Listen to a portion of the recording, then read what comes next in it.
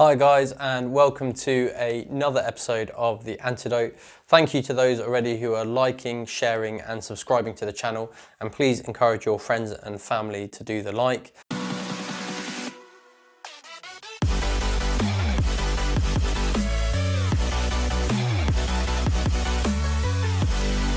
I've had quite a warm reception, especially from the doctor community who appreciate my honest and candid style when talking about subjects. I thought today's vlog should be covering essentially why I chose GP, because I'm a GP who works in Leeds, and essentially before I started my career in GP, I was actually training to be an ENT surgeon instead. And there's a real push nationally to increase the amount of GPs we have, since we're very short on numbers, and that only puts more stress on the system, and unfortunately patients wait even longer now to see a doctor, to see a GP. Now before I was a GP, I worked as an ENT surgeon, and I was training along that pathway to become one.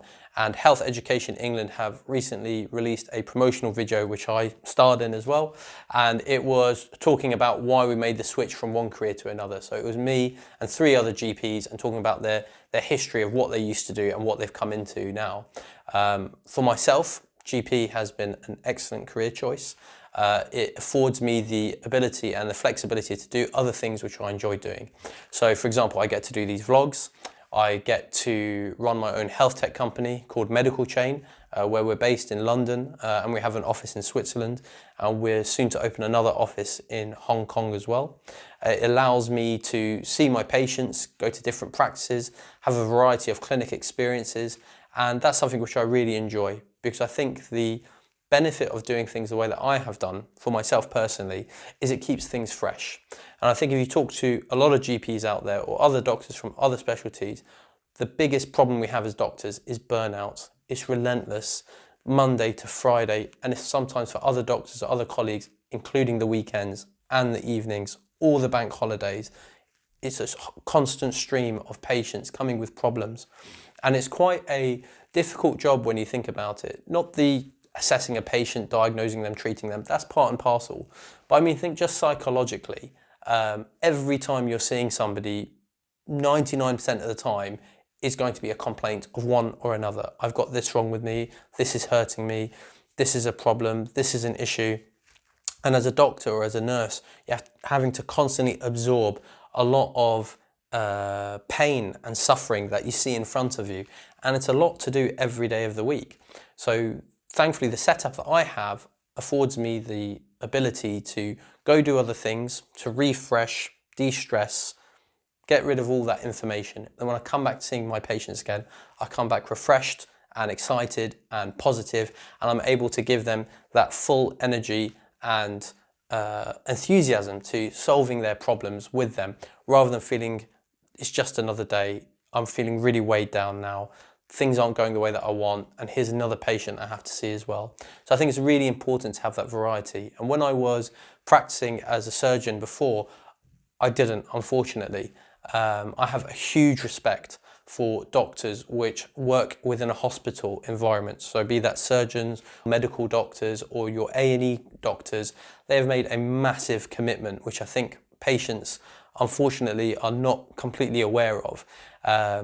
These kind of doctors are not working within their contracted hours at all. Whichever way you want to look at it, they are going above and beyond on a daily basis.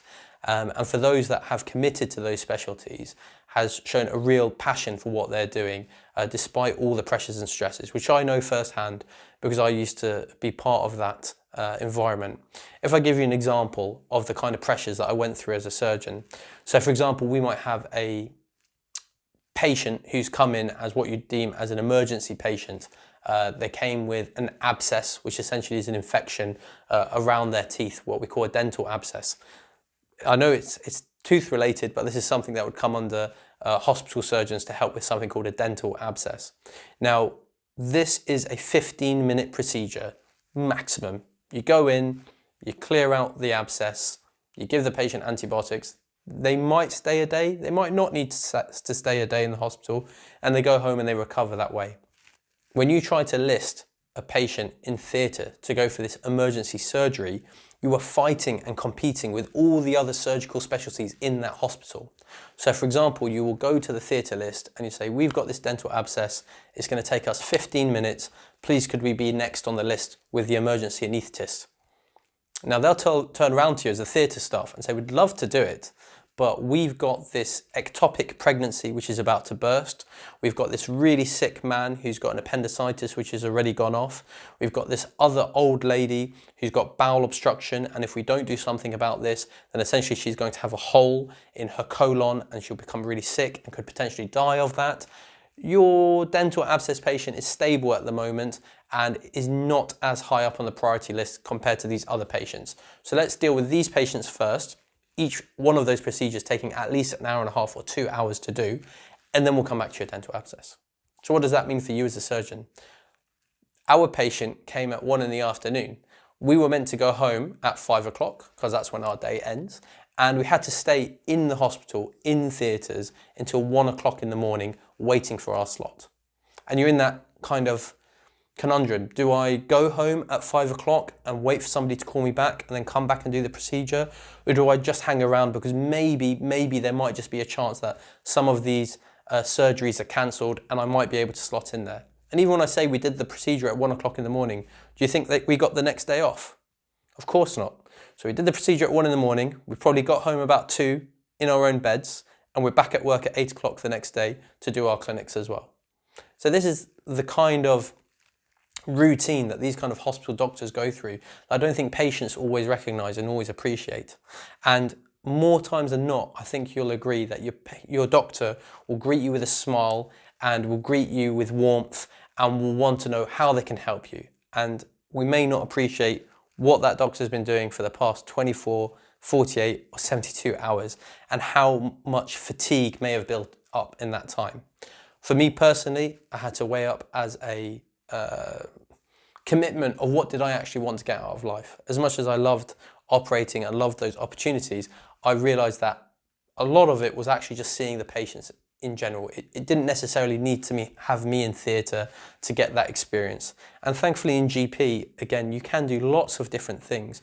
You can run a minor surgery clinic, you can do vasectomy procedures, you can do lots of skin clinics where you take biopsies of different kind of skin lesions and try to help take the burden off of the hospital service by running these services as a GP as well. So for me, it was a perfect fit, and I've now been going through the GP training pathway for the past 3 years, and I've finished all of that in February, and I'm enjoying how things are going at the moment, and I hope it continues as well. For those doctors that are watching this vlog who are not a GP, I'd encourage you to look at the Choose GP career and see if it's something that would suit you. And again, it's not to say that we have such a huge reserve of doctors in different specialties that we can afford to all of them to switch into GP. So there's a Choose GP campaign at the moment, but I'm sure tomorrow there'll be a Choose Surgery campaign, Choose Medicine campaign, Choose Psychiatry. You know, psychiatry is absolutely decimated at the moment in terms of the number of trainees they have and the number of doctors they've got coming through as consultants. So as a country, we really need to focus on how are we going to improve the numbers that are coming through. Politicians give throwaway comments of, we'll train 5,000 doctors, we'll bring these doctors from different countries to come into the UK and to work for us and to serve our population. And unfortunately, I've not seen any of those figures. These throwaway comments were made years and years ago, and we're still not seeing it in the front line. We're still absolutely swamped. The reason there's so much work for me to go around to different practices is because so many practices are short on GPs as well.